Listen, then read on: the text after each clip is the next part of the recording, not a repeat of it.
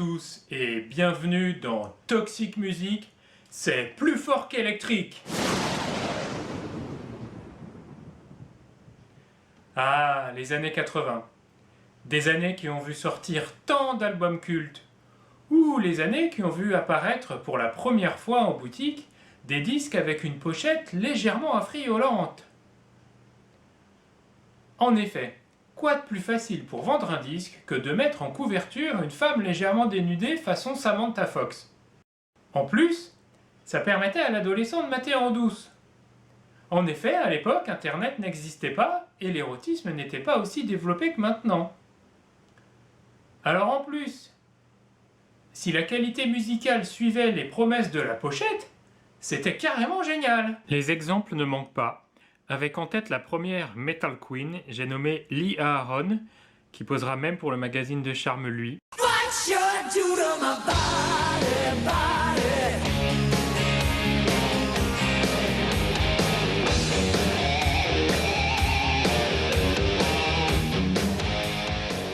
Il y avait aussi Vixen, un groupe 100% féminin.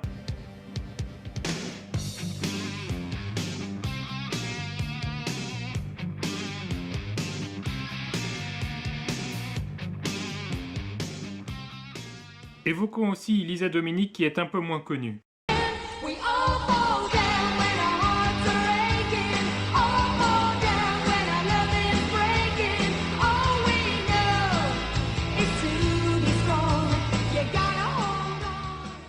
Même en France, on a eu droit à notre quota de charme en métal avec l'album de Deborah Lee en 93. Cette exposition de la plastique féminine qui balance entre esthétisme et racolage continue encore aujourd'hui, principalement pour le sympho, que ce soit sur les pochettes de disques ou les photos promo. On a tous en tête les photos d'Élise, la chanteuse d'Amarante, celle de Simone Despica, voire même la couverture du premier album de Within Temptation. Alors, principalement sympho, mais pas que. Ainsi, en 2014, l'album de The House, sorti chez Rise Above, le label de Lee Dorian, ex-cathédrale, met en scène deux très jolies femmes. Or, le groupe n'est pas constitué uniquement de ces deux musiciennes, puisqu'il figure également un bassiste et un batteur. En tout cas, cette technique marche, sinon je ne serais pas là à vous parler de The House. Le groupe a sorti un single puis un album avant de splitter dans la foulée. C'est de cet album, tout simplement appelé The House, dont je vais vous parler. Alors The House, c'était quoi? Pas de sympho plus ou moins bon dont on parlait, ni, comme on disait à l'époque, de hard avec une meuf au chant. Ici, on est en présence d'un rock doom à chanteuse plutôt bien fait.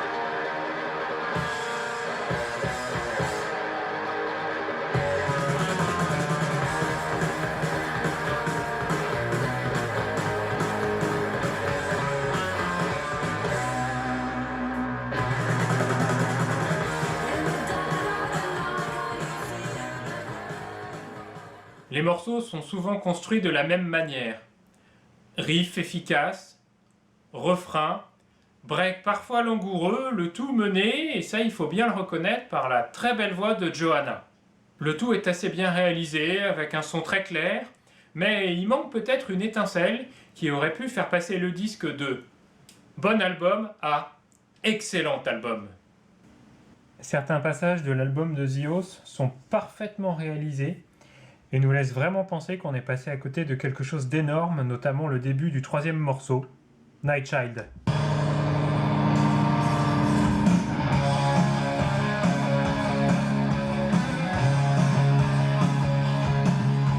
Non mais écoutez ce riff.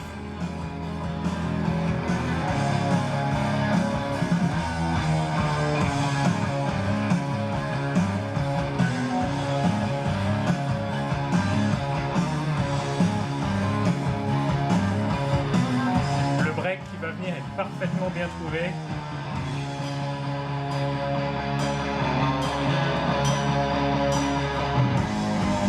Emmené par la voix de Johanna qui monte.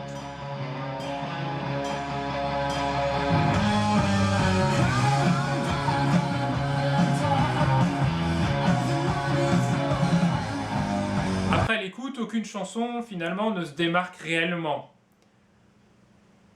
Et malheureusement, l'album se termine sur un ou deux morceaux anecdotiques qui peuvent atténuer le frisson qu'on a pu rencontrer et nous ôtent l'envie de remettre tout de suite le disque une fois qu'on a pu l'écouter. Alors on a passé un bon moment, mais c'est tout. L'édition vinyle est relativement soignée. La photo de couverture est aussi jolie que les musiciennes.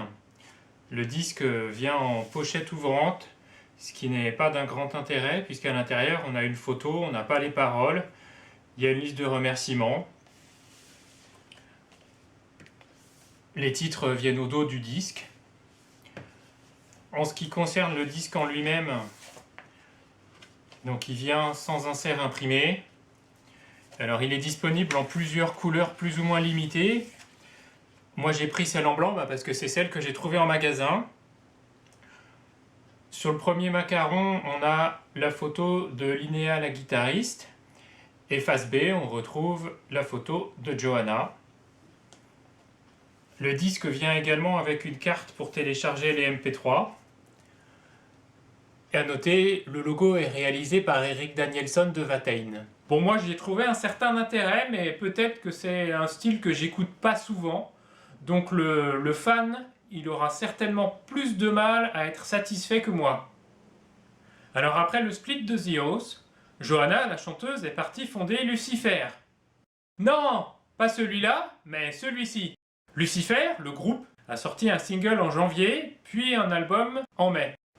On retrouve sur le disque donc Johanna la chanteuse, qui a amené avec elle le batteur d'Angel Witch qui jouait déjà sur l'album de The House. On retrouve à la guitare Gary Jennings, l'ancien gratteux de Cathédrale, et à la basse un certain Dino Golnick. Alors, que donne ce disque de Lucifer ? L'album commence par un tube et on retrouve avec plaisir, en tout cas pour ma part, la voix de Johanna.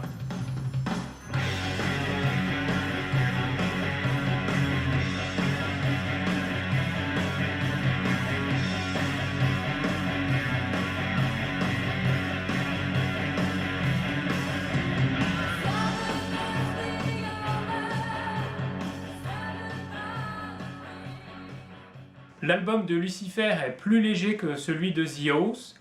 Les morceaux sont plus clairs, plus épurés, plus simples. Bon, on passe quand même pas de Techno-Death à AC/DC quand même, hein. Côté influence, quand j'entends ça,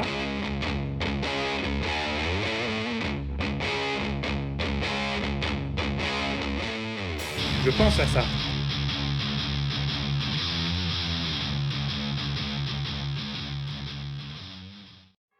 À vous de deviner la prochaine influence.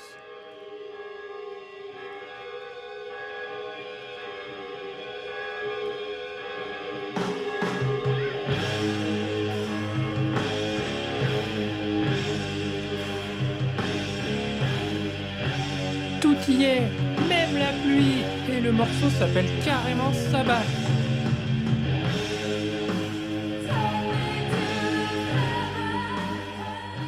Les chansons partent un peu dans tous les sens et sont cataloguées assez facilement entre morceaux rapides d'un côté et morceaux plus lents de l'autre. Le disque dégage une certaine atmosphère incantatoire qui pourrait à l'avenir devenir une marque de fabrique du groupe. Au niveau de l'artwork du disque, ce qui frappe bien sûr c'est l'éloignement avec la pochette de The House.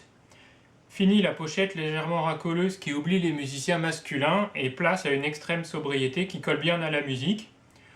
On a le logo du groupe devant un œil duquel partent des rayons de lumière. En dessous, on a le titre du disque qui s'appelle simplement Lucifer 1. On retrouve au dos de la pochette les titres. Le disque vient également dans un insert non imprimé comme l'album de The House. Sur les macarons, on a une formule magique bien connue, face A et B, avec, ce qui est assez marrant, pour distinguer les deux faces, une lettre légèrement plus grasse que l'autre.